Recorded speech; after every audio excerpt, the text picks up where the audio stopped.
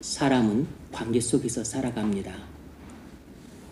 사람들과의 관계가 깨지면 고통과 비참함을 느낍니다. 왜 사람과의 관계가 깨질까요? 그것은 근본적으로 하나님과의 관계가 깨지기 때문에 결과적으로 사람들과의 관계도 깨지게 됩니다. 뭘 알 수 있냐면 우리의 근본적인 관계는 하나님과의 관계라는 것입니다. 하나님과의 관계가 화목하지 못하면 사람들과의 관계도 깨지고 우리 삶은 근본적으로 불행하게 됩니다. 우리가 하나님과 화목하지 못하면 우리의 삶은 뿌리째 흔들립니다. 오늘 본문에서 바울은 우리에게 하나님과 화목한 자의 생애에 대해서 세 가지를 말합니다. 첫째는 우리의 과거입니다. 우리가 하나님과 화목하기 전에 그 비참했던 모습을 보여줍니다. 두 번째는 미래인데 하나님과 화목한 자가 장차 얻게 될 그런 장래의 모습을 보여줍니다. 세 번째는 현재를 보여주는데 하나님과 화목한 자가 어떤 삶의 자세로 살아야 될 것인가를 우리에게 알려주고 있습니다. 이 말씀을 함께 살펴보면서 우리가 하나님과 화목한 자로서 어떻게 살아야 될지 깨달을 수 있기를 바랍니다. 첫 번째는 우리가 하나님과 화목하기 전에 모습을 21절이 보여줍니다. 전에 악한 행실로 멀리 떠나 마음으로 원수가 되었던 너희를. 바울은 우리가 하나님과 화목하기 전의 상태를 세 가지 언어로 묘사합니다. 첫 번째는 악한 행실, 두 번째는 하나님과 멀리 떠나, 세 번째는 하나님과 마음으로 원수됨, 이 세 가지로 묘사를 하고 있습니다. 바울은 우리가 과거에 하나님과 어떤 관계였는가를 분명히 말합니다. 먼저 우리는 과거에 하나님과 마음으로 원수 관계였습니다. 사람의 마음은 중립적이지 않습니다. 사람은 태어날 때부터 하나님을 미워하고 싫어하고 그리고 적대감을 갖고 태어납니다. 그래서 모든 사람은 태어나면서부터 하나님과 원수 관계로 태어나요. 이것이 성경적인 인간관입니다.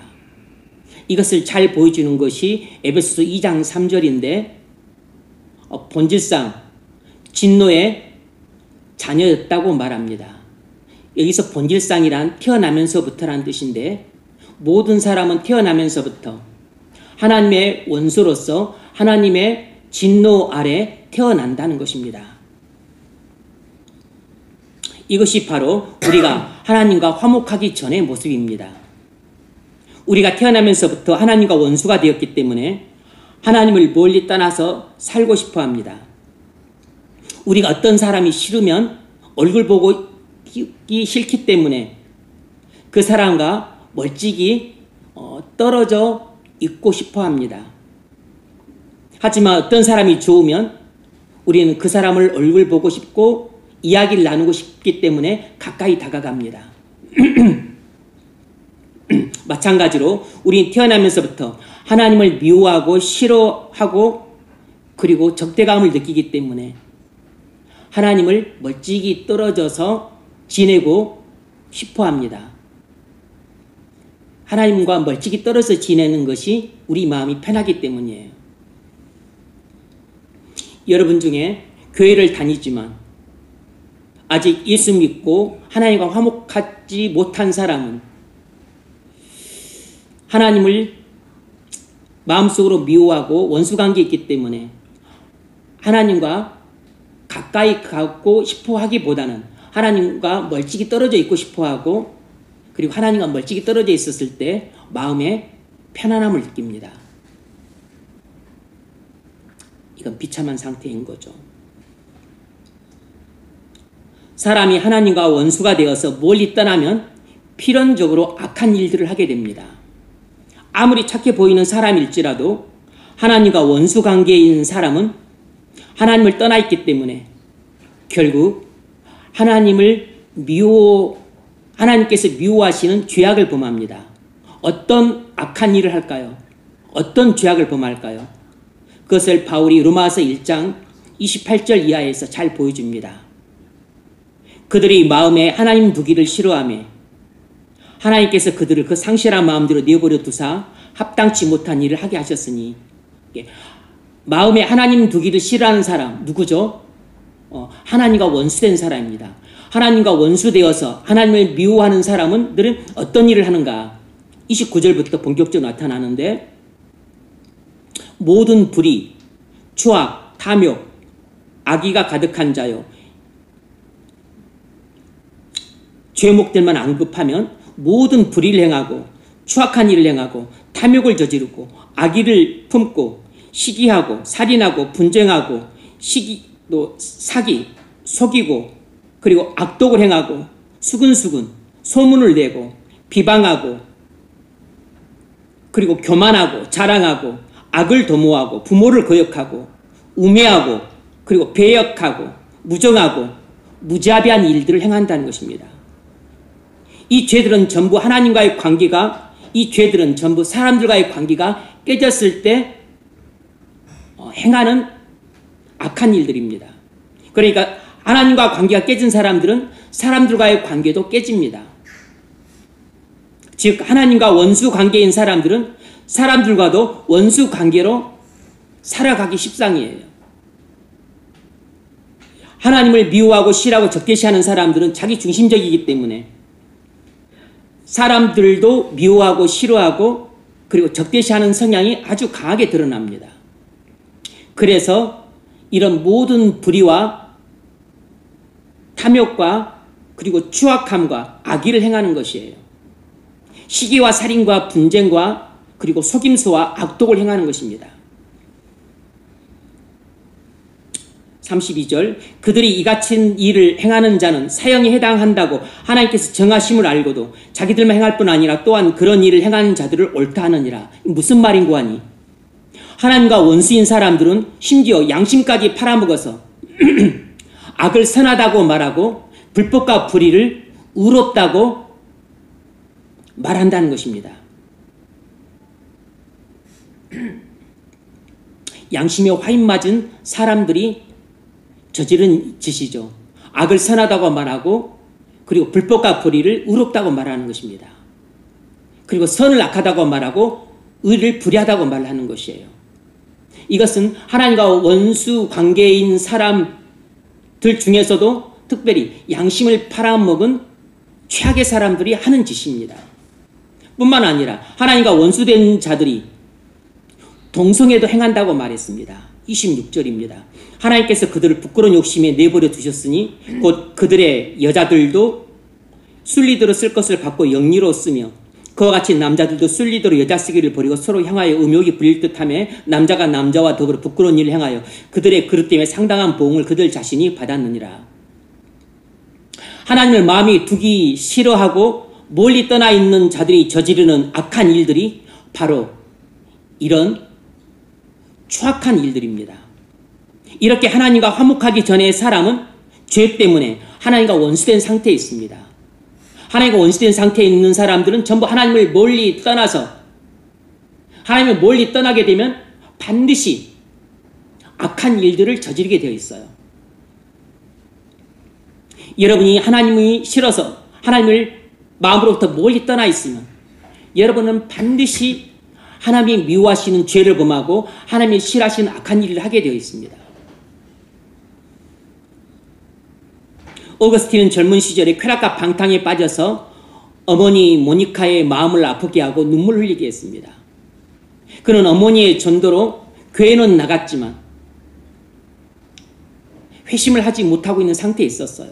그때 그는 이렇게 기도했습니다. 하나님 저를 정결케 해 주옵소서. 그러나 지금은 말고 나중에 그렇게 해주세요. 자신에게 쾌락과 만족을 주는 죄를 버리고 싶어 하지 않았습니다.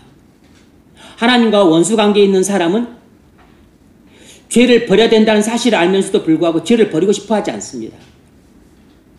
이것이 하나님을 미워하고 그리고 배척하는 사람이 갖고 있는 성향이에요. 그러나 하나님을 미워해서 멀리 떠난 어거스틴의 삶은 공허하고 비참했습니다. 이것이 하나님과 화목하기 전에 죄인들의 모습입니다. 죄 속에서 쾌락과 방탕을 맛보고 즐거워하는데 문제는 그렇게 하나님을 떠나서 죄 짓는 삶이 공허하고 너무 비참하다는 것입니다. 여러분, 지금 우리가 사람들과의 관계가 깨져서 고통 가운데 있다면 그것은 우리가 하나님과의 관계가 깨졌기 때문입니다. 평생 이렇게 살고 있다면 그것은 여러분이 하나님과 원수관계에 있기 때문입니다. 우리의 근본적인 관계는 하나님과의 관계예요. 하나님과의 관계가 원수관계에 하나님과의 관계가 원수 관계이기 때문입니다.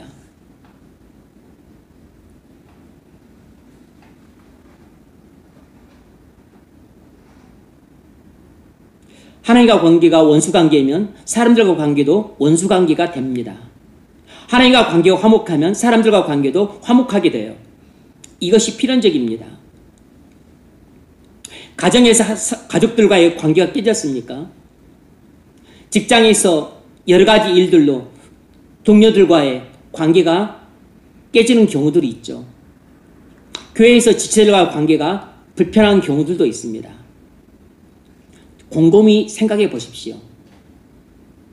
많은 경우는 여러분이 하나님과 관계가 깨졌기 때문에 나도 모르는 사이에 가정이나 직장이나 교회에서 사람들과의 관계가 깨지는 결과로 나타나고 있는 겁니다. 하나님을 미워하는 사람의 마음에는 사랑과 희락과 평안이 없어요. 그래서 하나님을 미워하는 사람은 사람들도 미워하기 십상이고 그리고 사람들과의 관계도 결과적으로 깨지게 되는 겁니다. 왜 사람들은 나를 싫어하고 미워하고 멀리할까? 나름 이유가 있는데 그것은 내가 그 사람들을 사랑하고 그리고 기뻐해 주지 않고 그리고 나로부터 뭔가 평안함과 만족을 얻지 못하기 때문입니다.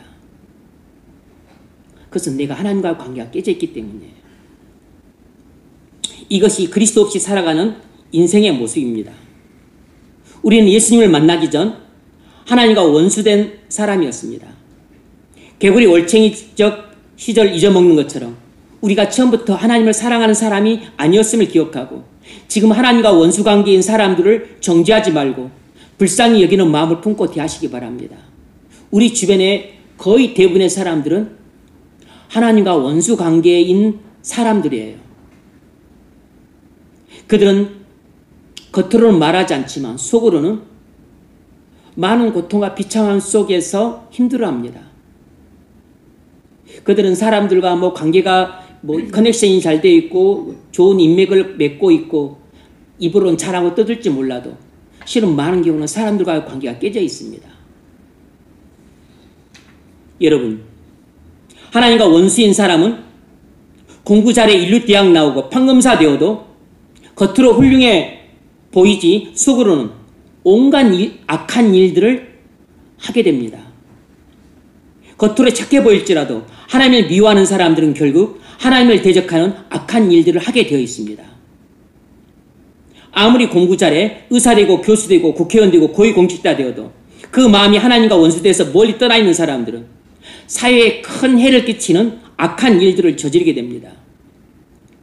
심지어 그들 중에 양심까지 판 사람들은 나라를 파괴시키는 끔찍한 악들을 서슴지 않고 저지름으로써 금수만도 못한 사람으로 전락하게 돼요. 이런 모습을 우리가 지난 12.3 내란 사태 이후 우리가 극명하게 지켜보고 있는 모습들입니다. 저는 12.3 내란 사태 이후 많은 것들을 생각하고 그리고 새로운 사실들을 많이 알게 됐습니다. 그 중에 제가 극명하게 느낀 점 중에 하나는 그렇게 공부 잘하고 똑똑하고 그리고 최고의 대학 나오고 그리고 최고의 사회적 지위에 있어도 정말로 그리스도 없는 사람들에게는 어떤 선한 것도 기대할 수가 없구나 라는 사실을 다시 한번 깨닫게 됐어요. 우리는 이미 수십 년이 지났지만 옛날 학창시절의 영향을 아직까지 받고 있습니다. 우리가 학창시절에서는 때는 우리는 오직 대학이 인생의 목표였습니다. 그것도 우리 지금도 그러겠지만 우리 때에는 최고대학 가는 것이 인생의 목표였어요. 그래서 하나 대학 외에는 나머지는 개수도 하지 않았습니다. 우리는 문과였기 때문에 서울대, 법대 그게 최고였어요. 그런데 서울대를 많이 갔어도 재학생 중에서는 자리에 1명, 2명 갔습니다. 재수생 포함하면 법대를 겨우 2명, 3명 가는 경우는 드물고 자리에 2명이었어요.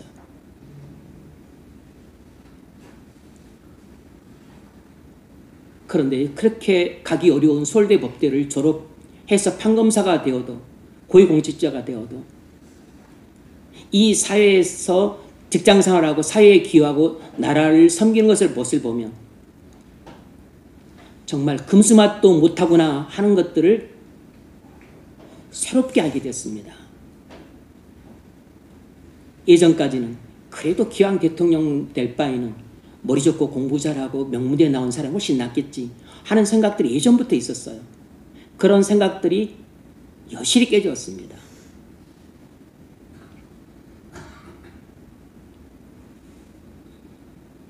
여러분, 공부 잘하고 인류대학 나오고 인류직장 갖는 게 중요한 게 아닙니다. 판검사 되고 의사 되고 교수 되고 국회의원 되고 고위공직자가 되고 부자 되는 게 중요한 게 아니에요. 하나님과 불화한 사람은 하나님과 원수관계에 있기 때문에 멀리 떠나서 하나님이 미워하시는 극악무도한 일을 서슴지 않고 저지르게 됩니다. 금수만도 못한 사람이 되고 버러지만도 못한 사람으로 전락하게 돼요. 여러분, 공부 잘하는 게 무슨 소용이 있고 최고 대학 가는 게 무슨 소용이 있습니까? 하나님과 화목한 사람이 되는 게 중요합니다. 우리가 어떤 사람이 돼야 되겠습니까?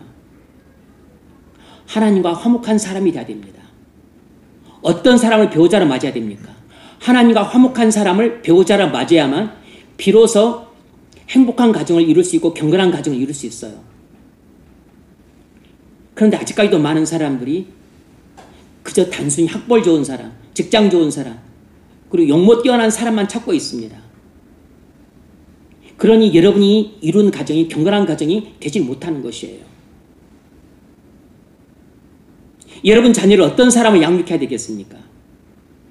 하나님을 미워하는 원수는 끔찍한 악한 일들을 얼마든지 저지를 수 있어요.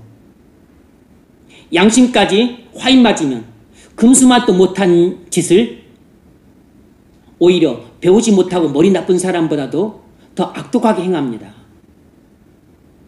그래서 사람에 있어서 가장 중요한 것은 하나님과 화목이에요. 여러분은 하나님과 화목하십니까? 이것이 사람에게 가장 중요한 문제입니다.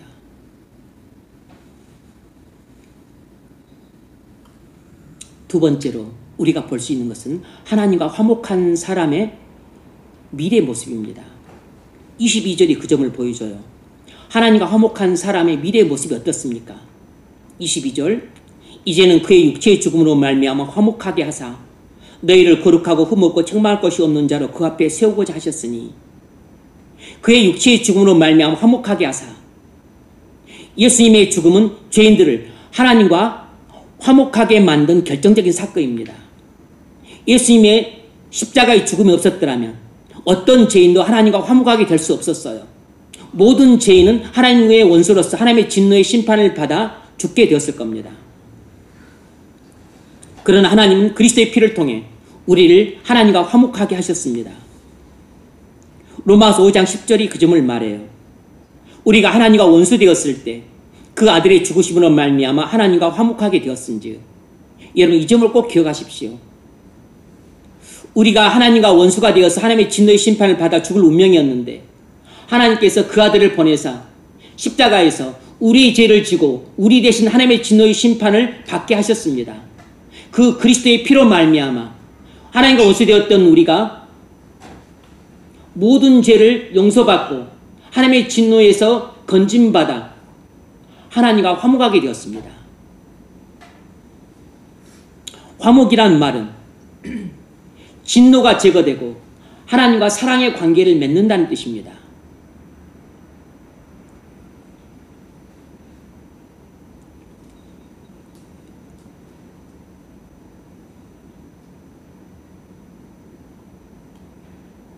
우리는 그리스도의 믿음으로 하나님의 진노에서 건짐받고 하나님과 사랑하는 관계가 되었어요. 하나님과 화목한 사람은 거룩하게 살려고 합니다. 하나님께서 하나님과 화목한 우리를 어디로 인도하십니까? 완전한 성화로 인도하세요. 너희를 거룩하고 흠없고 책망할 것이 없는 자로 그 앞에 세우고자 하셨으니. 완전한 성화란 영광을 말합니다. 비록 우리가 지금은 죄가 많지만 하나님과 화목한 우리는 그리스도 안에서 영광에 이르게 될 것입니다. 영광이 하나님과 화목한 자들의 최종 종착지예요. 하나님과 화목한 자는 영광스러운 모습으로 하나님 앞에 서게 될 것입니다.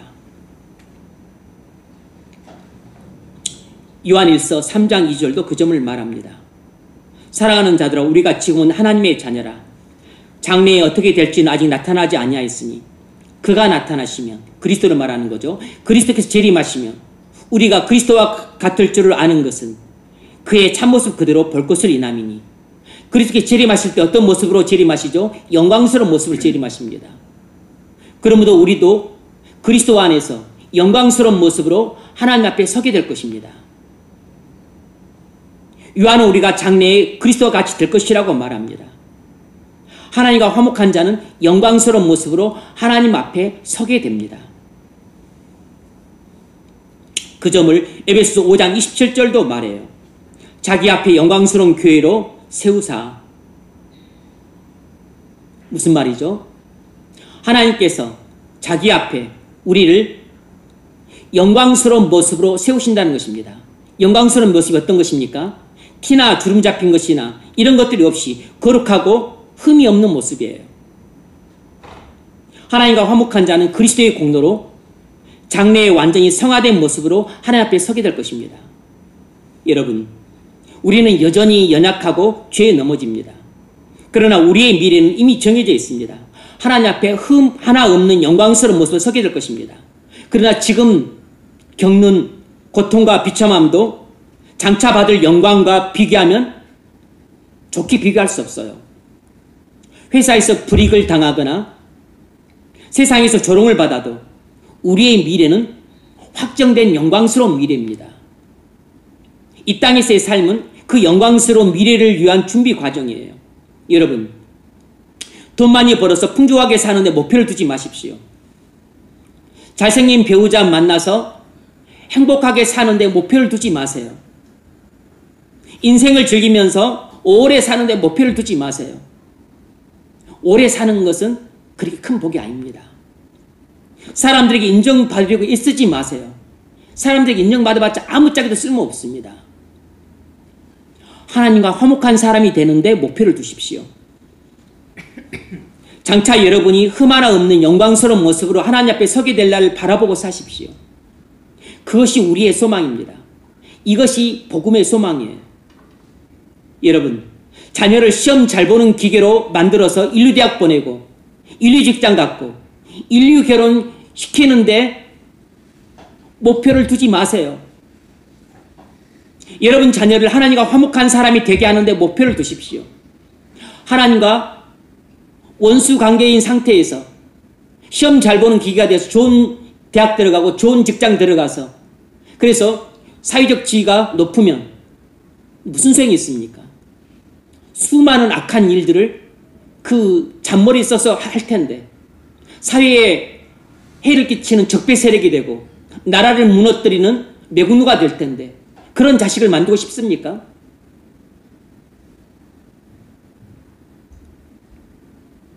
이 세상에서 가장 불행한 사람은 자기가 하나님의 원수가 되어서 하나님을 멀리 떠나 악한 일들을 저지름으로 하나님의 진노의 심판을 받을 운명이라는 것을 모르는 사람이에요.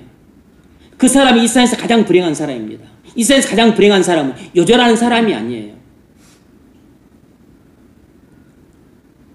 이런 사람들이 이 세상에 가장 불행한 사람입니다. 정반대로 이 세상에서 가장 행복한 사람은 하나님과 화목한 사람입니다. 하나님과 화목한 사람이 되기를 원하십니까? 그렇다면 그리스도를 믿으십시오. 그리스도의 피를 믿으십시오. 그리스도의 피를 믿으면 여러분의 죄를 용서받고 하나님의 진노에서 건짐받게 되고 의롭다함 받게 되어서 하나님의 자녀가 됩니다. 그리스도를 믿음으로 하나님과 화목하게 되는 것이에요.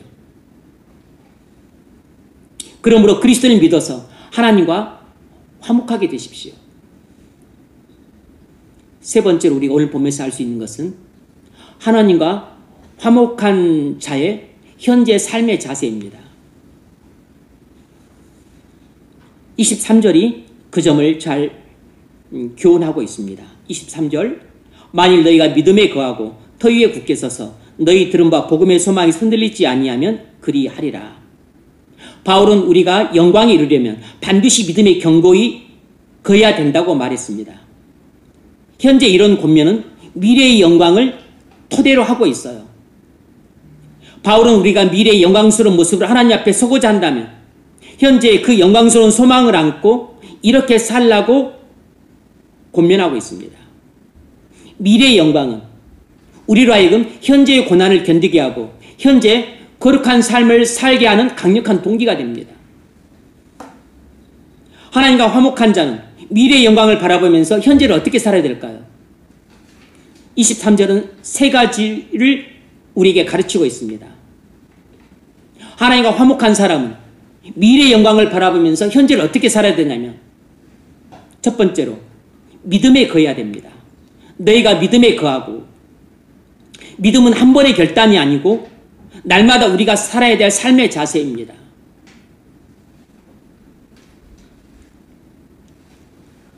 믿음이란 예수님이 우리의 구주이시고 우리의 주님이시라는 믿음을 말하는 것이에요. 예수님이 나를 모든 죄에서 구원하신 구주이실 뿐만 아니라 예수님이 핏값으로 나를 사셨기 때문에 나는 예수님의 노예고 예수님은 나의 주인이시라는 이 믿음이에요. 그래서 예수님이 말씀하시면 나는 무조건 순종한다. 이 자세로 사는 것이 믿음으로 사는 것이에요. 믿음이라고 하는 것은 예수님이 나의 구주시다. 이 믿음뿐만 아니고 이것은 절반이고 믿음의 또 다른 절반은 예수님이 나의 주님이시라는 믿음이에요. 예수님이 나의 주인, 나의 왕이시기 때문에 주님이 명하면 나는 무조건 순종한다. 주님이 죽으라고 하면 죽고 살라고 하면 산다. 주님이 주라고 하면 주고 그리고 섬기라고 하면 섬긴다. 이것이 믿음입니다. 이 믿음으로 살려면 두 번째로 터 위에 굳게 서야 됩니다. 터라는 것은 기초를 말하는 것이에요. 우리 신앙생활의 기초가 무엇입니까? 그것은 복음과 진리입니다. 예수 복음과 사도의 진리예요. 건물이 기초 위에 서야 흔들리지 않듯 우리의 믿음은 복음과 진리 위에 서야 흔들리지 않습니다. 여러분의 믿음은 복음과 진리의 기초 위에 세워져 있습니까? 우리 믿음은 복음과 진리 위에 세워져야 흔들리지 않습니다. 여러분의 믿음을 복음과 진리 위에 굳건히 세우십시오. 그러면 평생 흔들리지 않을 것입니다.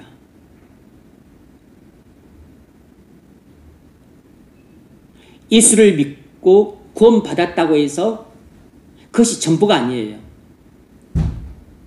예수님과 사도들이 가르친 진리를 힘써 배워야 됩니다. 예수님이 가르친 진리도 있지만 사도들이 가르친 진리도 있습니다. 이 진리는 2000년 동안 면면이 흘러오고 있고, 그리고 성경이 기록된 이후로부터 지금까지 면면이 흘러오고 있어요. 그러므로 2000년, 길게는 3500년 동안 이 흘러내려온 이 진리를 듣고 배우고 익혀야 됩니다. 그래야만 우리가 우리 믿음을 복음과 진리의 반석 위에 굳건히 세울 수 있습니다. 그럴 때 우리가 지금 현재를 믿음으로 살 수 있어요. 믿음 위에 견고하게 설 수 있습니다. 마지막으로 복음의 소망이 흔들리지 말아야 됩니다. 우리가 하나님과 화목한 자라면 먼저는 믿음으로 살아야 되고, 두 번째는 우리 믿음을 복음과 진리 위에 세워야 됩니다. 그리고 세 번째로는 복음의 소망이 흔들리지 않아야 돼요. 복음의 소망이 흔들리지 않게 하려면 우리가 매 순간 믿음으로 살아야 되고, 그리고 우리 믿음을 복음과 진리 위에 굳건히 세워야 됩니다. 그럴 때 복음의 소망이 흔들리지 않아요. 복음의 소망이 무엇입니까? 그리스도를 믿고 하나님과 화목한 자는 장차 하나님 앞에 영광스러운 모습으로 서게 될 것이라는 이 소망이 복음의 소망이에요. 우리는 세상의 유혹과 환난 가운데에서 살아갑니다. 이 세상도 우리에게 많은 소망을 줍니다. 그런데 이 세상이 주는 소망은 아전항이처럼 곧 사라지고 없어질 헛된 소망이에요. 부자가 되면 풍족하게 살고 행복하게 살 거라는 헛된 소망입니다. 사회적인 지위가 높고 권력을 잡으면 떵떵거리고 남부럽지 않게 살 거라는 소망입니다. 헛된 소망이에요. 용모가 예쁘고 그리고 잘난 배우자 만나서 넓은 집에서 살면 사람들의 인정을 받고 칭찬을 받으면서 남부러움을 받으면서 살 것이라는 소망, 이런 것이 헛된 소망입니다.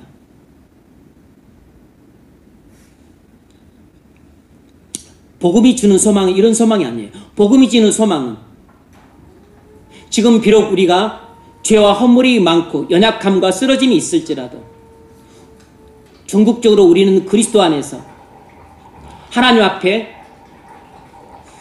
흠 하나 없는 영광스러운 모습으로 서게 될 것이라는 그 소망, 이것이 바로 복음의 소망입니다. 소망의 실체를 정확히 파악해야 속지 않습니다. 여러분, 복음의 소망이 흔들리지 않으려면 여러분의 믿음을 복음과 진리에 세워야 됩니다. 그리고 날마다 믿음으로 사셔야 돼요. 초대교회 성도들이 로마의 압제 속에서도 믿음을 버리지 않고 순교의 자리까지 나갔던 이유가 여기에 있습니다. 그들은 흔들리지 않는 복음의 소망을 붙잡았기 때문입니다. 그들은 믿음으로 살고 복음과 진리 위에 그들의 믿음을 세웠기 때문에 그 복음의 소망이 흔들리지 않으므로 죽음의 유혹 앞에 굴복하지 않았고, 그리고 세상의 회의 앞에 굴복하지 않았습니다.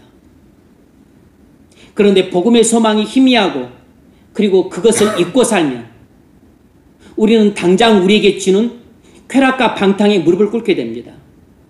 세상의 풍족함과 부유함에 우리는 현혹 땅에 무릎을 꿇게 돼요. 쾌락과 만족과 세상의 행복이라는 그것에 우리의 마음을 빼앗기게 됩니다. 복음의 소망이 흔들리는 순간 우리의 믿음도 흔들리고, 그리고 우리는 곧바로 넘어지게 됩니다. 그래서 히브리서 기자가 우리에게 이렇게 말했습니다. 10장 23절. 약속하신 이는 미쁘시니 우리가 믿는 도리의 소망을 움직이지 말고 굳게 잡으라. 우리가 믿는 도리의 소망을 움직이지 말고 굳게 잡으라. 복음의 소망을 붙들고 살라는 것입니다. 여러분, 오늘 우리의 삶은 흔들림이 많습니다. 먹고 사는 것도 힘들고 경제적으로 불안하고 사회적으로 갈등이 심하고 가정의 문제도 심각하고 학교 교육은 갈피를 못 잡고 있습니다. 정치인들은 맨날 치고받고 싸웁니다. 우리에게 기쁨과 소망을 주는 것이 이 세상에 하나도 없어요. 가정이나 직장이나 사회나 세상을 바라봐도 우리에게 소망을 주는 게 아무것도 없습니다. 이럴 때일수록 우리에게 역설적으로 교훈해 주는 것은 오직 그리스도 안에서만 참된 기쁨과 참된 평안과 그리고 참된 소망을 얻을 수 있다는 것입니다. 우리가 믿음에 굳게 서지 않으면 이 파도치는 세상에서 쉽게 무너집니다.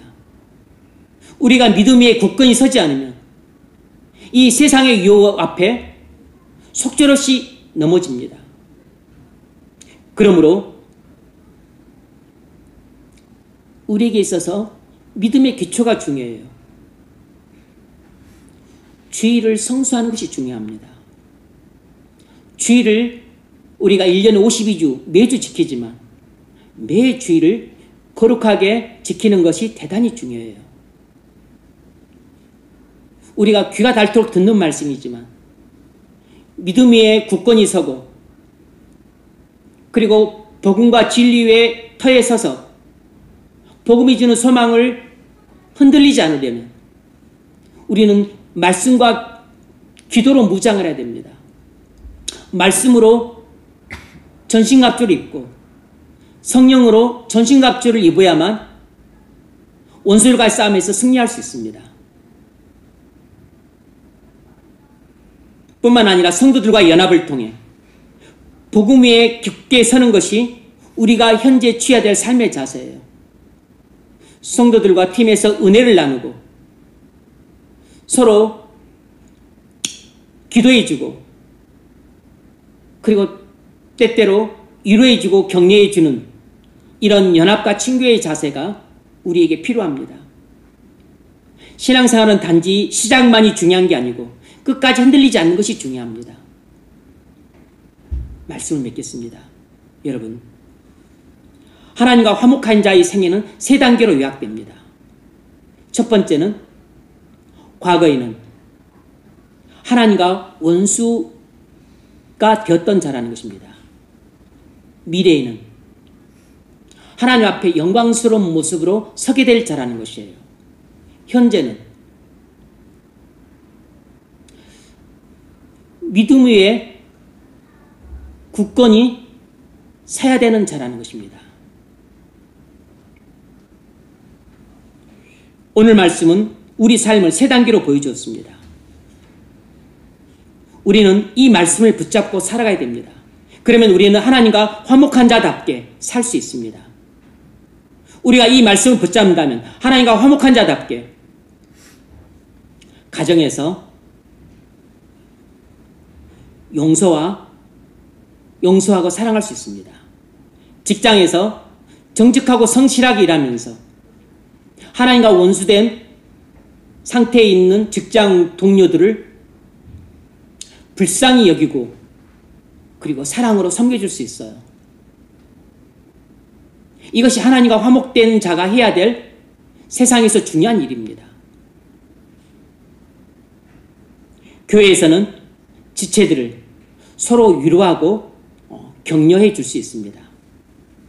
하나님과 화목한 자의 생애는 과거의 죄에서 벗어나서 미래의 영광을 바라보면서 현재의 믿음 안에 굳건히 서는 삶입니다. 이 생애는 예수 그리스도의 십자가를 통해 가능해졌습니다. 그리고 그 십자가의 은혜는 오늘도 우리를 붙들고 있어요. 하나님과 화목한 자의 생애를 살 수 있기를 바랍니다. 그래서 하나님과 화목한 자로서 이 땅에서 현재 거룩하게 살고 장차 영광스러운 모습으로 하나님 앞에 설 수 있게 되기를 주의 이름으로 축원합니다.